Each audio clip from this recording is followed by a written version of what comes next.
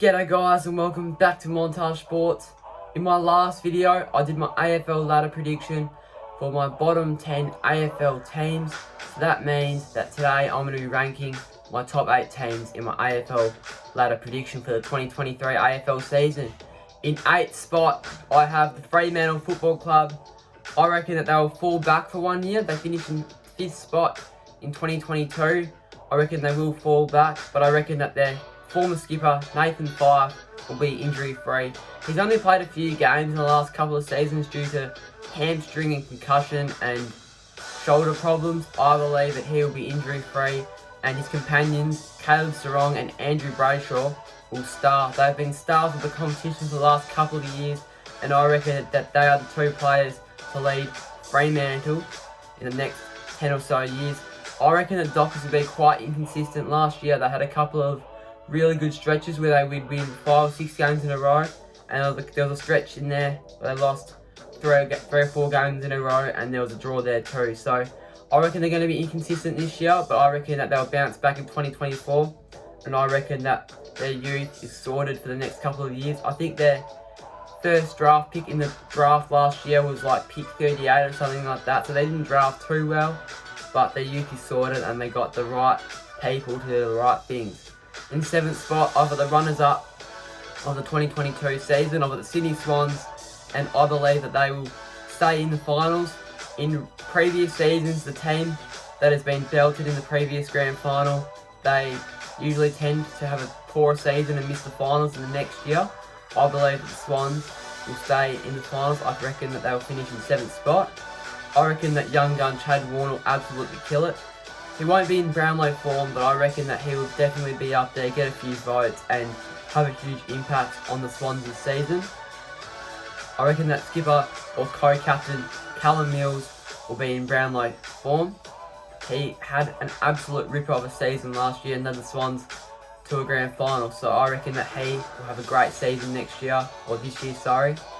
Buddy's last chance, Lance Franklin, we all know him as Buddy. He's been to and froing about whether this should be his last season or the season before should be his last season or whatnot. I reckon that this will be his last year. He kicked his 1000th goal last year, which is pretty incredible to see. I reckon that this will be his last season, and hopefully for him, the Swans can go all the way and win the 2023 AFL Premiership. In 6th place, I have the Port Adelaide Power. I think they finished around about 10th spot last year, and I reckon that they will shoot into the 8. Last year, or in 2020 and 2021, they were absolutely sensational. They finished minor premiers in both those years and lost quite convincingly in the 2 preliminary finals they played in. Ken Hinkley is reassured that he would get his job back. He almost got sacked last year after they lost their first 5 games of the season, but I reckon that Ken Hinkley will keep his job this year as Port Adelaide finished 6th spot. Connor Rozee will have a breakout year. He had a breakout year last year, but I reckon that he will break out even further. He is in my AFL fantasy team. I'm confident in him that he can play his role and have an unbelievable season for Port this year. I reckon that ruckman Scott Lysett will be injury free this year. He's been injured the last couple of years, and last year Port were hampered. Their ruckmen were just really bad because they were all injured. Lysett was out. They drafted a new ruckman in the mid-season draft called Bryn Teakle, and in his first game, I think it was, he got injured and was out for the rest of the year. So they had Jeremy Finlayson and Charlie Dixon as their ruckman. I reckon that they will be fine this year, and their forward line will go berserk. Connor Rozee, Zach Butters, Charlie Dixon, Jeremy Finlayson, Xavier Dersma, Mitch Georgiades, they're going to absolutely kill it up there. In 5th spot, I'm going to go from the reigning premiers from 2 years ago, the Melbourne Demons. I reckon that their leaders in Petrarca and Oliver in the midfield will continue to grow. They've absolutely murdered the competition the last few years, and they're midfield powerhouses. I reckon they'll continue their great form, and one of them could possibly end up with a Brownlow at the end of the year. How will Max Gawn and Brodie Grundy go? It was a bit weird considering that Grundy has come to the Demons to play alongside Max Gawn. They have 2 of the best ruckmen in the AFL competition, so It'll be interesting to see how they go. They have massive forward line issues with Melbourne Demons. Their back line and their midfield is stacked. Their forward line though, it needs worked on. Yeah, Ben Brown's pretty good, Bailey Fritsch, Charlie Spargo, Cozzy Pickett, but they just failed to capitalise. And with losing Sam Wiedemann to the Essendon Footy Club, because he didn't get much opportunity, they're going to struggle in the forward line. Will they give young gun Jacob Van Rooyen a chance? Hopefully, maybe, but we'll see. And their star-studded backmen once again will lead by example. Jake Lever, Stephen May, they're both leaders of the footy club, so hopefully they do a good job this year. In fourth spot, I have my second favourite team, the Collingwood Footy Club. Was 2022 a fluke? I don't think so. Most people do, but I reckon that they'll finish in fourth spot, top four again. It'll be a new chapter in Darcy Moore. Scott Pendlebury, I think he's a skipper for like 10 or 11 years or something like that. He stepped down in the off-season and fullback Darcy Moore has taken over his role, which is going to be interesting to see how he goes in his first year as skipper. How will Jack Ginnivan and Jamie Elliott go? I don't know. They're two of my favourite players in the AFL. I hope they go really well, but we'll see.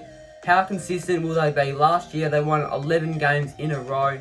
Most of them were under a goal or so we'll see if they're consistent, if they're fluky once again, but I reckon that this year will be the year of the pie. Ed Allen will boost their midfield stocks. He's another WA boy. I can see him playing a number of games in a Collingwood outfit this year. Hopefully he does, because I'd love to see him out there in the black and white.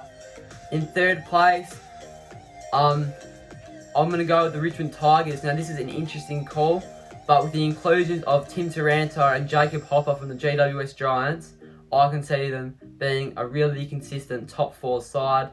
I reckon that Jack Riewoldt and Tom Lynch will have a great year and they will combine really well.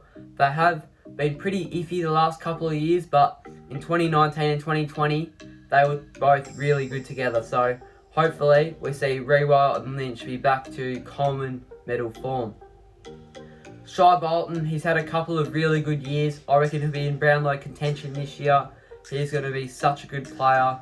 He might not be in Brownlow contention this year, but I think that he will. And although he's a small forward, I reckon he'll play a lot of his time in the guts. Will it be another flag in 2023 for the Tigers? We never know. We will never know until September, but hopefully they are up there and we'll see. In second spot, we've got the reigning premiers in Geelong Cats, with the loss of Joel Selwood retiring last year. They are the flag favourites, but will they back it up?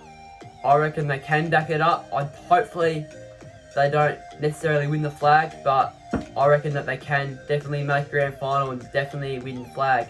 Jeremy Cameron and Tom Hawkins, both really skilled players. Cameron will be in the run for the Brownlow or the Coleman this year, and Tom Hawkins, although he's getting older, he's still a gun full forward and he is gun on the ground as well. The old timers, they are still a pretty old side, the Geelong Cats. Mad Monday last year, they turned up in an old folks van and they were all dressed up, which is pretty funny to see. But I reckon that they are fine. They're not too old. They never prove that they're too old. And will Jai Clark live up to expectations? A lot of people are comparing him to Joel Selwood. Hopefully he does become a player like Joel Selwood, but I reckon that there's too much expectations on him. Hopefully he lives up to them. And in first place, the one team I have left out, but in first place, the minor premiership is going to go to the Brisbane Lions.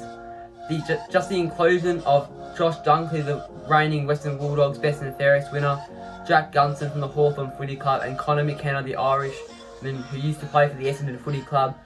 I find them hard to stop. It's going to be a huge year. Huge expectations have been placed upon them, and if the Lions want to live up to them, they're just going to have to find some consistency and play so hard it's not even funny. They're going to have to be a really good football side this year, and if they end up having a bad year and their flag window ends up closing, it's not going to be good for the boys in the maroon and blue and gold. Will Ashcroft and Jasper Fletcher, two father-son products. I reckon that they're going to have an amazing season this year, especially Will Ashcroft, the number 2 pick, 50 disposals in a couple of the VFL games last year, and he was averaging like 35 in the TAC Cup. So I'm really excited to watch him play for the first time. Hopefully he has a great year, and Jasper Fletcher as well alongside him. I think we'll be able to break into that best 22 for the Brisbane Lions. So yeah, Brisbane Lions finishing in first spot. I hope you guys enjoyed watching my video. I hope you guys agreed, disagreed with my prediction. Let me know in the comments, and I hope you guys enjoyed, and I'll see you in the next one.